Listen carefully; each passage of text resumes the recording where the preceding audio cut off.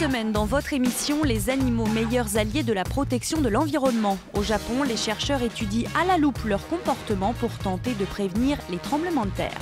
Certains pensent que c'est parce que les animaux ont une ouïe ou un odorat très développé. Mais je crois simplement que les animaux ont un sixième sens.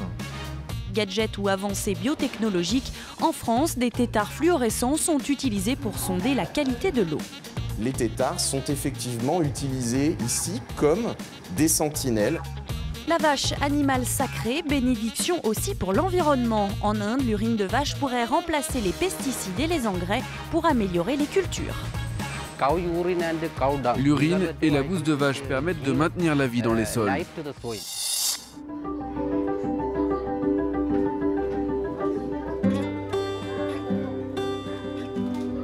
On dit souvent que les animaux ont un sixième sens. En symbiose avec la nature, ils pourraient même prévoir la météo. Prenez ces papillons, par exemple. Lorsqu'ils désertent les boutons de fleurs avec les abeilles, eh bien on peut soi-disant s'attendre à du mauvais temps. Rien de très scientifique là-dedans.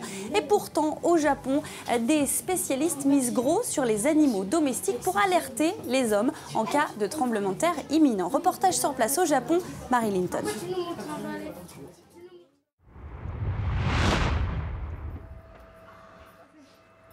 Un serpent, une souris, des chats et des poissons. Voici les sismologues du futur, selon Naoyuki Yada. Depuis 18 ans, ce chercheur en physique est convaincu que les animaux sont capables de prévoir les tremblements de terre. Certains pensent que c'est parce que les animaux ont une ouïe ou un odorat très développé, ou bien parce qu'ils ressentent les ondes électromagnétiques. Mais je crois simplement que les animaux ont un sixième sens. Contrairement à l'homme, les animaux réagissent librement quand ils sentent une menace. C'est le cas avant un séisme. Pour démontrer sa théorie, le chercheur a placé des capteurs sur tous ces animaux. Une façon de savoir s'ils sont plus agités à l'approche d'un séisme. Conclusion de ces années d'expérience, probante selon le professeur Yada, mais pas non plus irréfutable. Ce graphique montre le nombre de mouvements de nos chats enregistrés chaque jour. D'habitude, on obtient un chiffre d'environ 200. Mais 2 jours avant le grand séisme du 11 mars 2011, ce chiffre a beaucoup augmenté. Depuis des siècles, les Japonais observent des comportements étranges chez les animaux quelques jours avant des séismes majeurs. Cela s'est produit avant les séismes de Kobe en 1995 et celui du Tohoku en 2011. À 18 ans, Mao défend aussi cette théorie.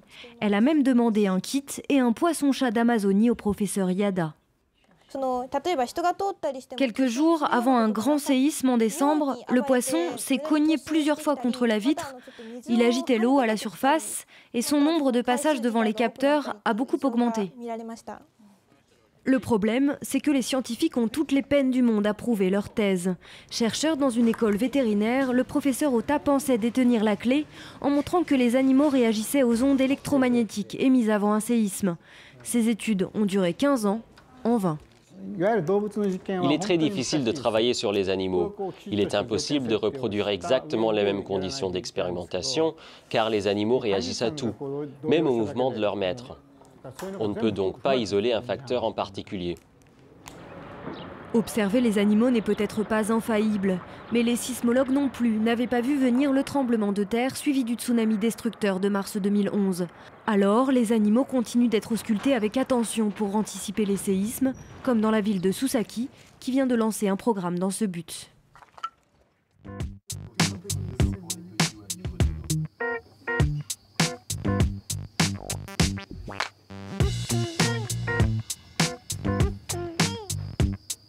Les amphibiens comme cette grenouille sont une espèce qui régresse un peu partout dans le monde sans que l'on comprenne vraiment pourquoi. Ce que l'on sait, c'est qu'elles sont particulièrement sensibles à la pollution et aux produits chimiques. Alors une entreprise française a décidé d'en faire un atout.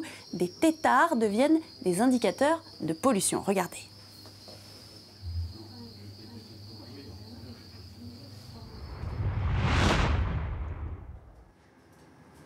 Ce ne sont pas des têtards ordinaires. Ils ont été conçus dans ce laboratoire pour avoir des propriétés bien particulières.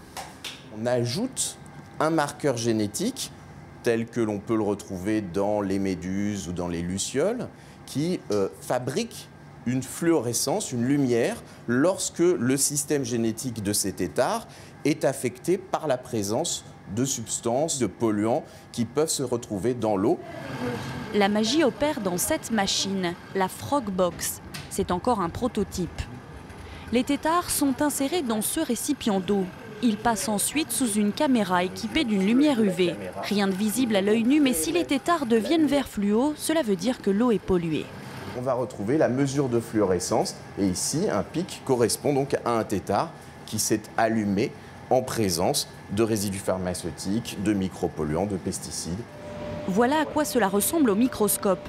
Lorsque cette partie s'allume, cela veut dire que la pollution est assez importante pour être dangereuse pour l'homme. Certains têtards sont sensibles aux polluants qui affectent le système thyroïdien, d'autres à des substances qui inhibent le développement du cerveau et pas seulement chez les grenouilles. Beaucoup de fonctions physiologiques sont conservées entre ces larves aquatiques et la santé humaine. Ce sont les mêmes hormones thyroïdiennes qui contrôlent la métamorphose d'un amphibien pour transformer un tétard en grenouille et qui contrôlent le développement du cerveau d'un bébé. Nous sommes dans une station d'épuration non loin de là. Ici, atterrit toute l'eau rejetée par les maisons. Elle est contrôlée très régulièrement. Je vais faire un prélèvement d'eau en entrée station, donc l'eau qui vient directement des égouts et du réseau pluvial. Les têtards de WatchFrog ont été plongés dans cette eau en juin 2012. En entrée, puis en sortie après traitement, lorsque l'eau est rejetée dans la Seine. L'idée, c'était de tester l'efficacité des traitements d'épuration. Cette étude nous a permis de confirmer que les effluents, l'eau qui parvenait à la station d'épuration, présentait bien ces micropolluants. Par contre, à la sortie, au rejet, ces polluants n'y sont plus. Donc ils ont bien été captés par l'usine de traitement. Les têtards intéressent au plus haut point cet hôpital flambant neuf, à la pointe en termes de respect de l'environnement. Ici, tous les jours, dans le laboratoire, sont utilisés des réactifs et des colorants pour les analyses de sang. 2000 tubes par jour, des produits très polluants. Dans quelques mois, les Frogbox seront installés ici pour analyser les effluents.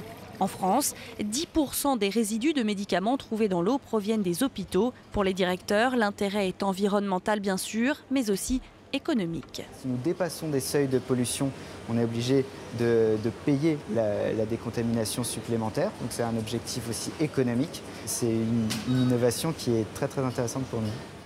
Et déjà, WatchFrog négocie en ce moment de nouveaux contrats très juteux, aux États-Unis notamment. Les têtards pourraient y tester l'eau aux abords des sites où l'on extrait du gaz de schiste, une activité pour l'instant interdite en France, considérée comme très polluante pour l'eau.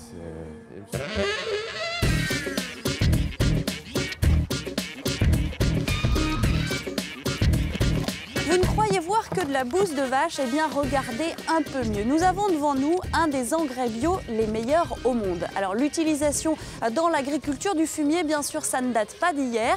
Ce qui est nouveau, en revanche, c'est l'exploitation de l'urine de vache. En Inde, on la commercialise et on la met en bouteille pour améliorer les récoltes. Regardez.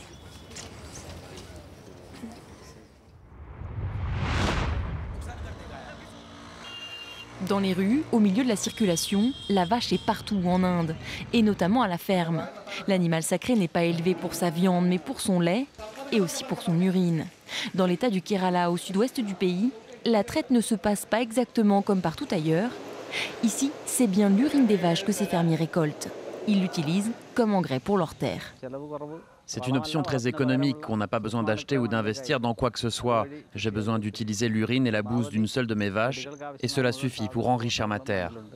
Face à l'intensification des cultures, les agriculteurs indiens ont de plus en plus recours à des fertilisants industriels. Mais ceux en vente dans le commerce coûtent parfois cher. Avec l'urine de vache, les fermiers ont trouvé un moyen économique de traiter leurs terres, une pratique ancestrale aux vertus bien connues des scientifiques. L'urine et la bouse de vache permettent de maintenir la vie dans les sols parce qu'elles permettent le développement des bactéries. Les micro-organismes dans les sols prolifèrent et ce sont eux qui augmentent la fertilité de la terre. Les fermiers mélangent urine et bouse de vache avec un peu de canne à sucre, un engrais super puissant, gratuit et surtout 100% naturel. Ici, je n'utilise aucun pesticide, que du naturel. L'urine de vache, c'est excellent. Vous pouvez mélanger 1 litre d'urine avec de la bouse et 10 litres d'eau. Et ça vous donne le meilleur des sprays pendant au moins 1 an. C'est très bon et ça repousse vraiment bien les insectes. L'université du Kerala commercialise déjà la précieuse mixture, quelques centimes par bouteille. L'activité est en plein boom et le succès pourrait ne pas s'arrêter là. D'autres projets vont encore plus loin. Depuis quelques années, une organisation nationaliste hindoue cherche à élaborer un soda à base d'urine de cet animal sacré. Boire ce breuvage serait très bon pour la santé, une idée un peu vache quand même. Et on termine cette émission à la ferme du jardin d'acclimatation à Paris. On l'a vu, ces animaux sont sans doute nos meilleurs alliés, les meilleurs sentinelles aussi, pour nous aider à mesurer notre empreinte sur l'environnement. C'est la fin de cette émission. Merci d'avoir été avec nous et je vous retrouve très vite sur France 24. À bientôt.